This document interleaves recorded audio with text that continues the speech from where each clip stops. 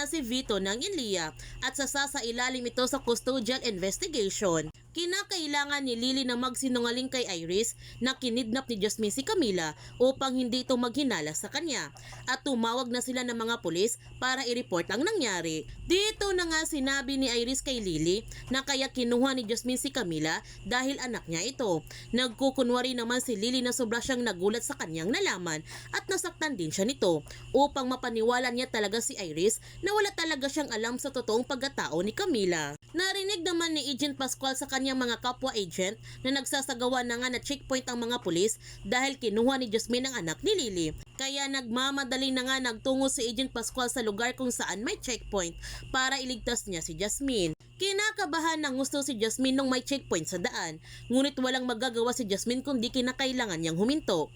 Buti na lamang dumating si Agent Pascual at sinabihan niyang mga pulis na siya na ang bahala nito. Pinalusot na nga ni Agent Pascual sa checkpoint ang sasakyan ni Jasmine.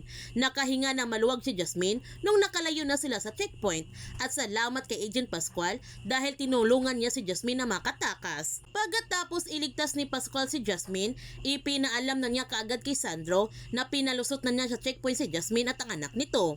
Nagtanong naman si Sandro, alam ba niya kung saan nagpunta sina Jasmine? Ang sagot ni Agent Pascual, hindi na niya natanong, baka magduda pa yung mga pulis. Nagtanong ulit si Sandro kung ano na ang balita ni Vittorio. Ang sagot ni Agent Pascual, wala nang lusot si Vito.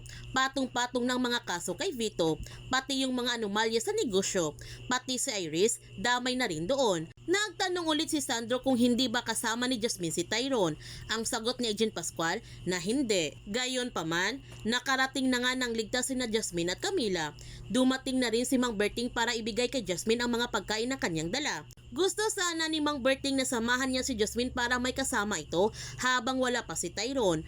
Ngunit hindi pumayag si Jasmine dahil kinakailangan ni Mang Berting na bantayan si Mira ngayon at kaya na ni Jasmine ang kanyang sarili at alagaan ang kanyang anak. Naging kampante naman si Vito dahil marami pala siyang galamay sa Inlia at ang head ng Inlia ay tauhan niya pala.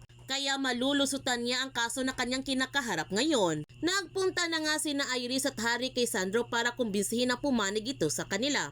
Sinabi pa ni Iris kay Sandro na wala silang kinalaman sa nangyari sa kanyang mag-ina at si Tyrone lamang ang may kasalanan nito. At pumanig na nga si Sandro sa mga Buenavedes para mapakulong na niya si Tyrone.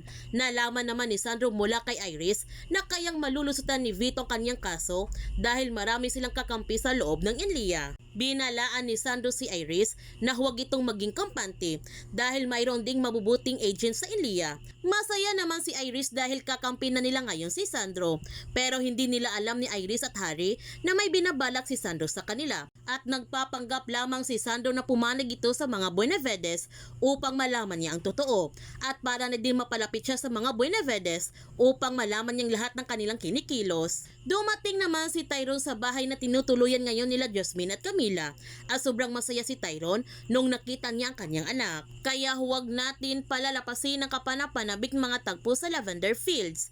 Kung bago ka pa channel ko, don't forget to like, subscribe, and click notification bell para palagi kang updated sa mga videos in-upload ko. Thank you for watching and God bless to everyone.